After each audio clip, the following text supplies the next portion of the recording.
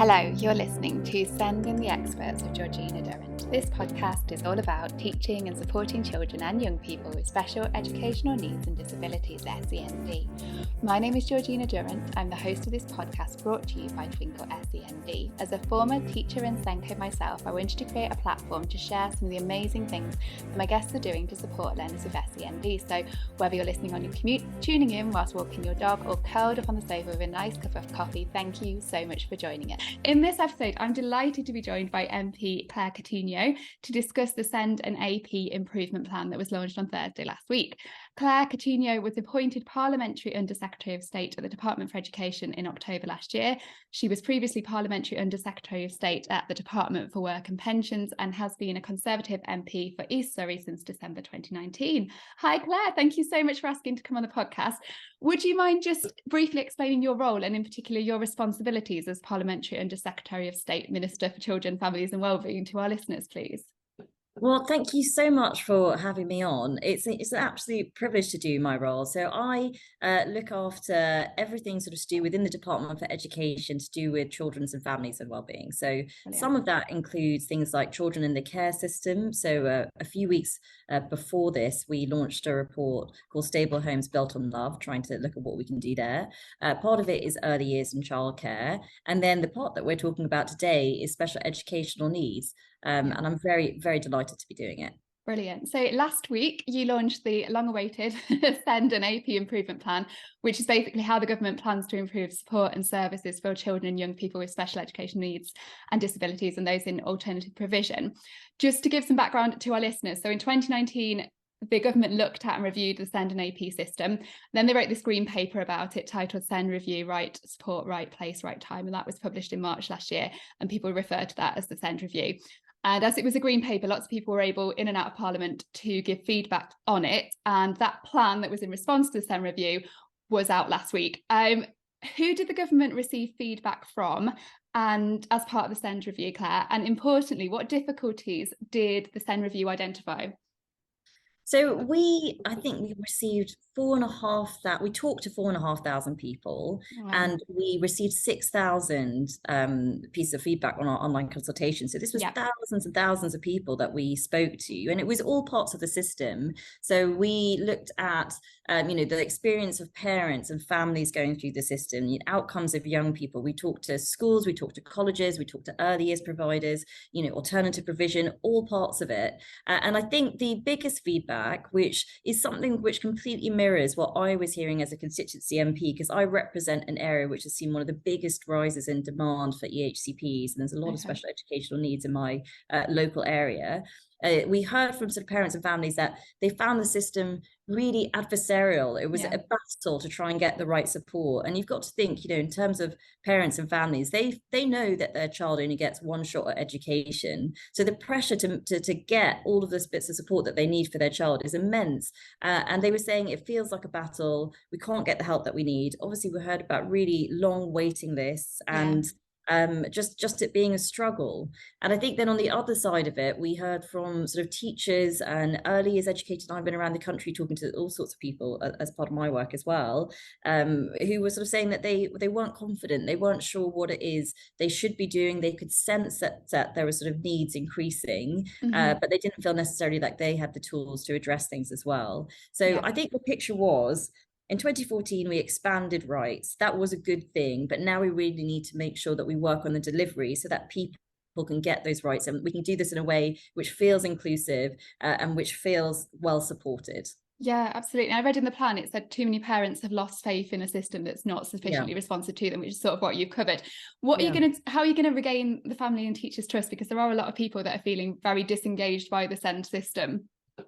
Yes, absolutely. That's what we're setting out to do. So we're looking at all different parts of the system. I think first, really crucially, we're going to be working with parents and carers on setting out new national standards. So that will cover all parts of the system, and we'll look at how we can use the best possible evidence to make sure that there's consistency around the country, that there's good provision, and that it's quality. So that's part one.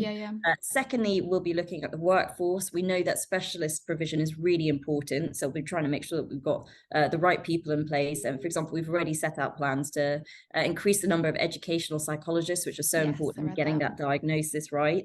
And then we'll look at accountability as well, making sure that both local authority and school level accountability is there.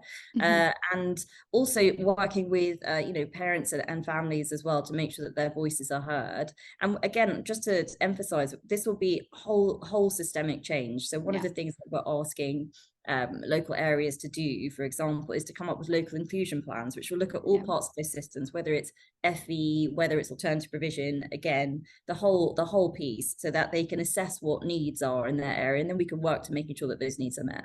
Yeah, brilliant. So one problem that was identified during the SEND review was the postcode lottery, wasn't it? The idea that, and I've seen it, children and young people with SEND in different areas across the country receiving different or experiencing different levels of support and services. How will the plan address that? Is that through the national standards then? So, I mean, I would say it's actually further than a postcode lottery, because actually it's a school lottery, and it's also a bit of a family background lottery, because we know that actually in the exact same area, you could have sort of families going through the very same thing, but getting very different results. And what we're doing is, firstly, yes, national standards. So we're trying to learn from the best possible areas. And people sometimes ask, is this a way of watering down? Because these will be maximum standards. And if you're really good, then you won't, people won't want to go above it. But absolutely not. This should be seen as a minimum standard. And then people can build on that with expertise and flexibility as well. But as you say, it's about trying to make sure that consistency is there across the country. But secondly, I think the other part, which is really important, is we're doing a much more sort of strategic sense of assessment in areas. So we've changed things, for example, like the area inspection framework, to again look at what's happening across the whole area. And I think that, again, the overall partnerships and plans in an area to look at all the needs should again improve that consistency for parents. Yeah, so these national standards then, who will oversee them? Will that be Ofsted? Because we had a question we had a question on Twitter. I think it was Dr. Sam Battershaw, who is an assistant head in Senko, specifically said, how will schools and other providers be held to account for these national standards? I think because there's a bit of concern about how schools will be supported to implement these changes and the clarity of the standards and all that comes with it. So this is something that we're going to be working through with the sector and with parents and carers. So our first thing that we're going to be doing is setting up a steering group with parents and carers to identify which of those national standards are the first ones that you might want to address. It might be something like the sensory environment in schools. Actually, we know some areas are doing that really well, and maybe we want a national standard on how that works really well. So again, people don't have to reinvent the wheel. But the second part of that will be looking at how you can make sure that schools have everything they need to deliver the national standards. So this is about a sort of a multi-step process of making sure that we can get the best possible evidence, work out what works, and then help everyone in the system to achieve that, and look at accountability there as well. Yeah, I'm pleased you said accountability, because that's another thing that a lot of people on social media asked was about accountability, not just for schools, but particularly thinking about local authorities and education and healthcare plans. How will the reforms ensure that local authorities provide schools with the funding that each child's EHCP provision requires? Because we know that's not happening across the country at the moment.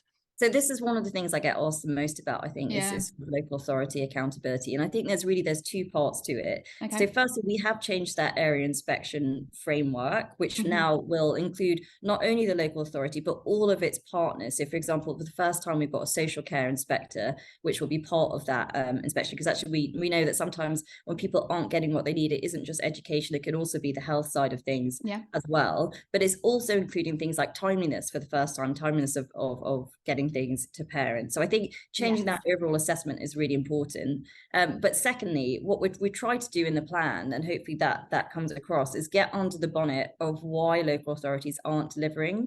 So if you look at, for example, why you don't get the timeliness or the assessment done in time or the support done in time, there's actually usually quite a few things going on. It might be that they can't get access to the specialist workforce, which is why we're doing this joint strategy with health.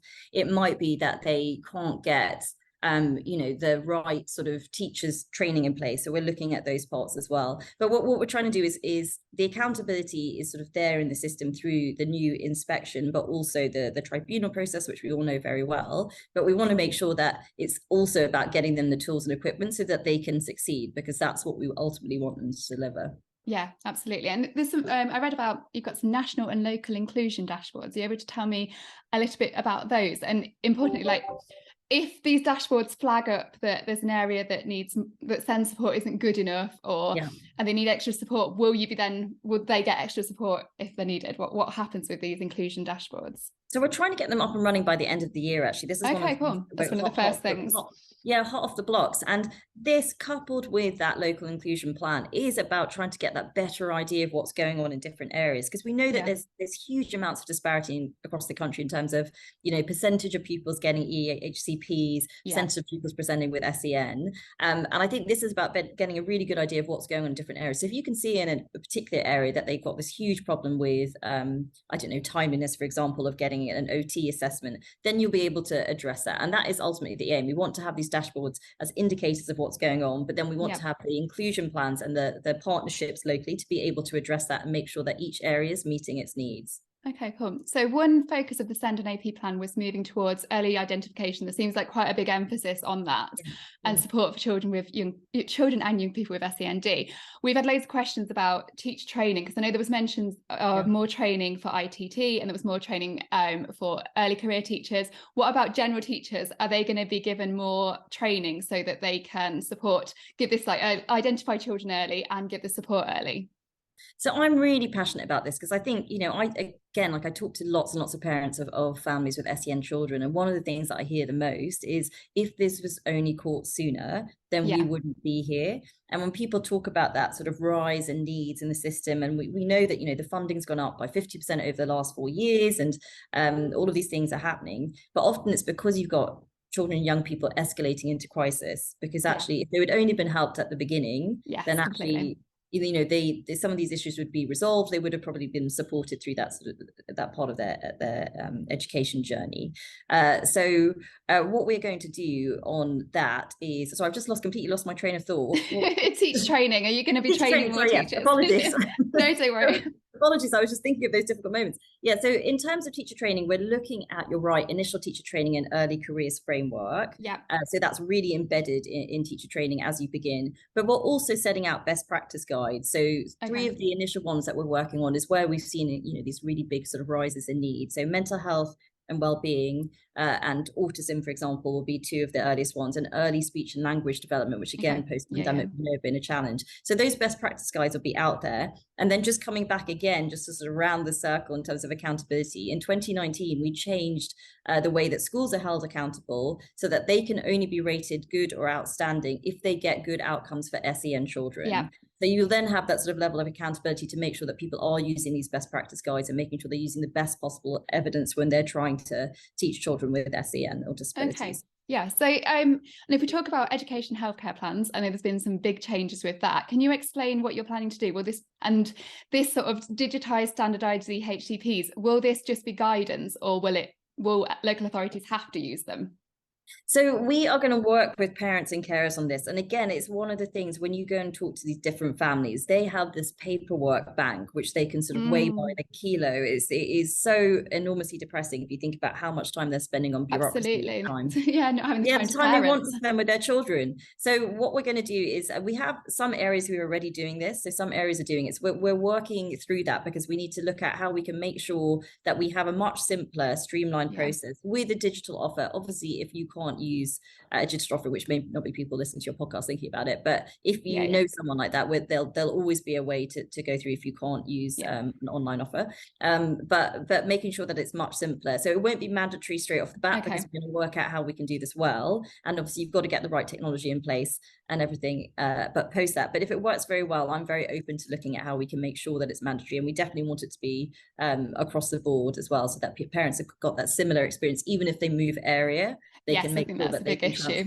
things with them, right? Yeah, absolutely. And I noticed the government's keen to provide early support to children, not just children with SEND, but children who might need alternative provision. I presume the aim of that is to give the early support so they're more likely to remain in mainstream schooling. What will that support look like, and how will you be identifying which children need that support? So for early support in mainstream education? Yeah, for the ones who might need alternative provision.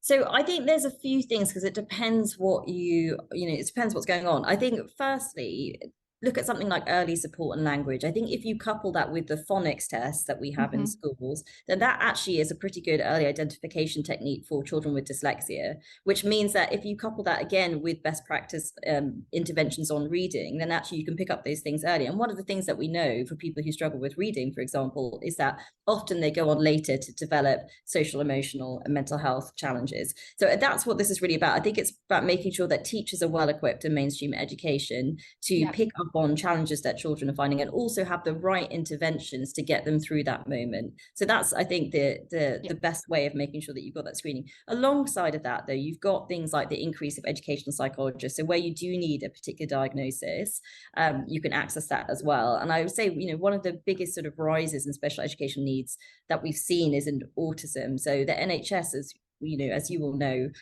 we sort of publish this jointly with our counterparts in the health department, because it's really important that they are hugely part of this. But they are looking at innovative ways to diagnose for autism as well, so that we're improving all of the pathways as well, to make sure that, again, people can be diagnosed as early as possible and get that help as quickly as possible. Yeah. And last question, because I know we've not got much more time, but the new SENCO qualification, because I've heard, are you replacing the NSENCO with an NPQ?